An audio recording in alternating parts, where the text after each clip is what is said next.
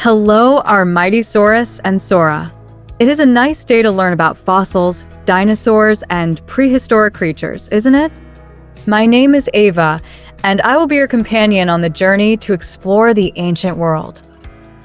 Well, if you watched Jurassic Park movie that was released in 1993, you surely won't forget the appearance of Dilophosaurus, a dinosaur genus depicted as quite small in the movie, though in reality, they weren't that small, reaching up to 7 meters in length and weighing around 400 kilograms.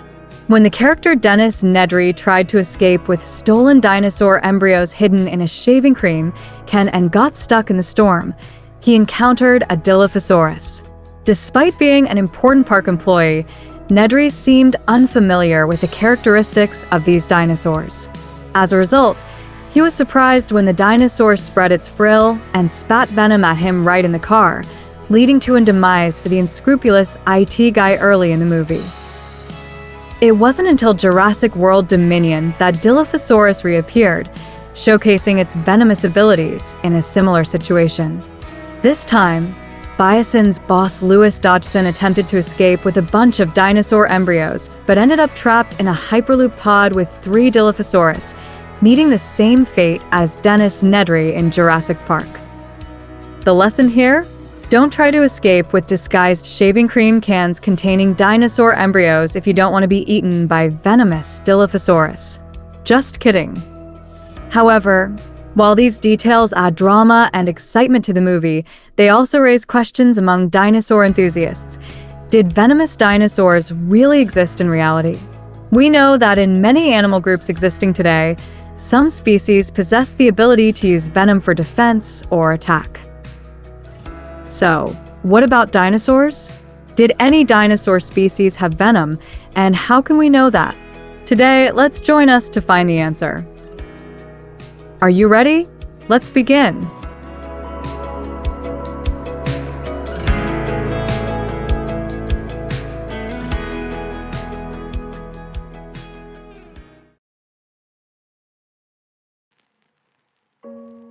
It's important to know that when filmmakers go to bringing a wild animal to the screen, they won't hesitate to enhance its monstrous qualities, adding enough fearsome features to turn it into a terrifying monster to instill fear in the audience.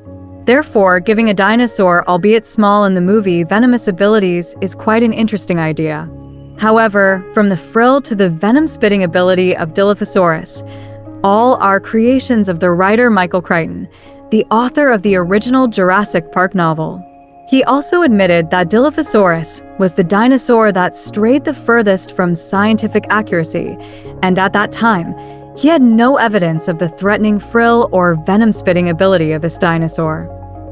The frill idea was borrowed from the modern frilled lizards still living in Australia today, and the venom? The author might have borrowed this idea from the venomous snakes quite common in nature. Of course, after the movie was released, paleontologists immediately corrected the scientifically inaccurate details, including the venom-spitting ability of Dilophosaurus. Geologist Brett Bennington in 1996 asserted that Dilophosaurus had no frill and couldn't spit venom, though he didn't rule out the possibility that Dilophosaurus's bite could contain venom, like the modern Komodo dragon. In 1997, in a book reviewing the scientific accuracy of the movie, paleontologist Peter Dodson once again pointed out the absurdity of the venom-spitting detail. Additionally, most paleontologists affirm that, to date, no clear evidence of venom use in dinosaurs has been found, as such evidence would typically be in soft tissues, which decompose easily over time and are hard to trace. However, besides soft tissue features, there is another way to identify venomous species: teeth, though the accuracy can be hit or miss. In 2009, a team of scientists led by paleontologist Empa Gong examined a well-preserved Sinornithosaurus skull and declared it the first confirmed venomous dinosaur genus. Gong and his colleagues concluded this based on the discovery of long, fong-like middle teeth with distinct grooves running along the outer surface from the tip to the base, a feature commonly seen in venomous animals. They also found a hollow cavity above these teeth, likely housing venom glands. Therefore, they suggested that Sinornithosaurus hunted prey like birds by using its fangs to pierce through the prey's feathers and inject venom to incapacitate it before eating, similar to modern snakes. Not long after, in 2010, another group of scientists led by Federico Giannichini challenged Empagong's research with many doubts. First, they argued that grooved teeth were not unique to Sinornithosaurus, but also appeared in many other theropod dinosaurs, including those in the same Dromaeosauridae family as Sinornithosaurus. They also demonstrated that the long, fawn-like teeth in the Sinornithosaurus skull fossil studied were not unusual, but had been displaced from their sockets during the animal's death and fossilization. Finally, they couldn't independently verify the presence of the hollow cavities above the teeth as claimed by Empagong's team, finding only the usual sinuses of the skull. Seemingly hit hard by the rebuttal, Empagong and his team acknowledged the validity of the counterarguments.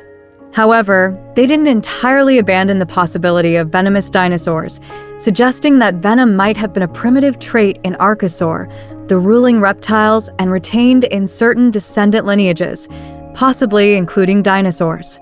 So, if dinosaurs didn't have venom, could they have used toxins in another way?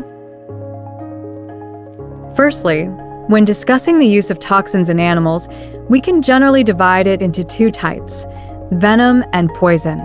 A fundamental difference between venom and poison is how the toxins enter the body of the victim. The rule for telling the difference is straightforward. If you bite it and you die, it's poison, but if it bites you and you die, that's venom. The hallmark of venom is that it's introduced via a wound. It can be injected through a number of means, including teeth, a sting, spines, or claws. Poison is different, as there is no wound involved. It can be absorbed into the bloodstream through the skin, inhaled, or ingested. Secondly, we know that among birds in nature, some species have toxins in their bodies, but they don't actively produce and transmit the toxins. Instead, they often absorb toxins from the animals or plants they eat, especially toxic insects. Some birds with such characteristics include the pitohui and Ephrita cowledy in New Guinea, the European quail, the spur-winged goose, the hooded pitohui, and the bronze-winged pigeon. Although not very common, quite a few bird species are considered toxic in this way. The toxins in some birds are not only seen as a defense against predators, but also as a means to combat external parasites on their feathers. Therefore, if considering the two types of toxins in nature, I would lean towards the possibility that dinosaurs possessed toxins passively, similar to their avian descendants today. Feather parasites were likely an issue that existed since the dinosaur era, and dinosaurs probably developed ways to combat this problem, one of which was toxins. So, what about the possibility of dinosaurs actively using venoms? Dinosaurs belong to a large reptile group called Archosaur, with modern representatives being crocodiles and birds. According to scientists, no evidence has been found to suggest that any archosaur had the ability to use venom actively. Only when looking at other reptile relatives of dinosaurs do we find animals capable of venom use, such as snakes. Additionally, a recent notable discovery shows that some monitor lizards also possess venom, though its effects are milder than snake venom. Some species have reduced venom glands because they became herbivores and no longer needed venom for feeding. Nevertheless, it can be tentatively suggested that the relationship between venom use for hunting and the dinosaur lineage is relatively distant, and perhaps dinosaurs chose to develop other methods for attacking and handling prey instead of using venom. These are the different paths that organisms have taken in the course of evolution. Although dinosaurs likely didn't possess venom as many might believe, an animal often mistaken for a dinosaur, the mosasaur, might have had venom. Essentially, this is also a hypothesis, but its basis is quite stronger than the hypothesis of venomous dinosaurs, as Mosasaurus and its relatives are classified in the order Squamata, or the scaled reptiles, closely related to modern snakes and monitor lizards. Some small mosasaurs are thought to lack the bite force to kill prey outright, so they had to rely on another weapon, venom. This venom might not necessarily cause neuroparalysis like in snakes, but could contain anticoagulants, causing prey to bleed continuously until death. However, like dinosaurs, this is a hypothesis that is very difficult to verify, and we can only be content with its hypothetical status. That concludes today's video. Our team is very grateful for your time and attention. If you enjoyed the video, don't forget to subscribe to our channel and follow us for updates on new videos. For now, goodbye and see you in our next videos.